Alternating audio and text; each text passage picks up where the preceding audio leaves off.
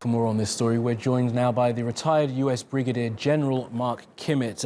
Mark Kimmitt, good to speak to you as always. Now, sanctions against an adversary make sense, punishment of an enemy. Why would you punish an ally?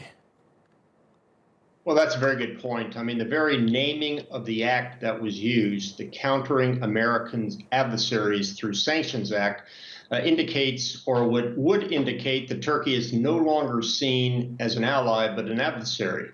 And for Turkey to respond by saying, we will respond in a time and manner of our choosing, sounds like something we would hear from our enemies, not from our friends. However, I also believe that regardless of the situation on the ground with regards to the purchase of the S-400s, the response of America to go straight to sanctions is unhelpful in the relationship, and I think it could cause both sides to dig in. Well, these sanctions are in place now, and of course we've got a new administration taking power in the United States in just over a month's time.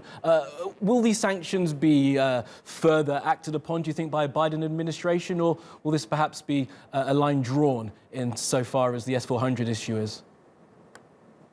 Well, we'll see. I think it's important to understand that this is not a decision of the United States executive branch, the presidency, so on and so forth, but this was imposed through an act of Congress. So despite who the president is, it really depends on the United States Congress to either lift the broad sanctions against Turkey or to strengthen them in consultation with the president.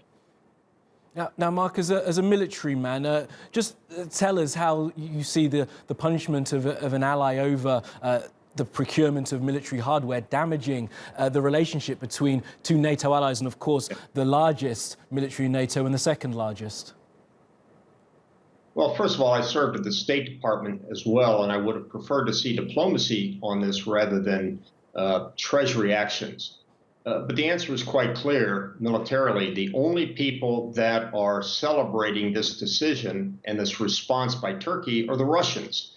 The Russians are going out of their way to split a valued NATO ally away from the NATO alliance. So I think it's imperative, both for military purposes and for the strength of the alliance, as Jens Stoltenberg said from Brussels, it's important for us to get to the bottom of this and rectify it as quickly as possible. Otherwise, the only country that will benefit from this rift between NATO, its allies, and Turkey is Russia.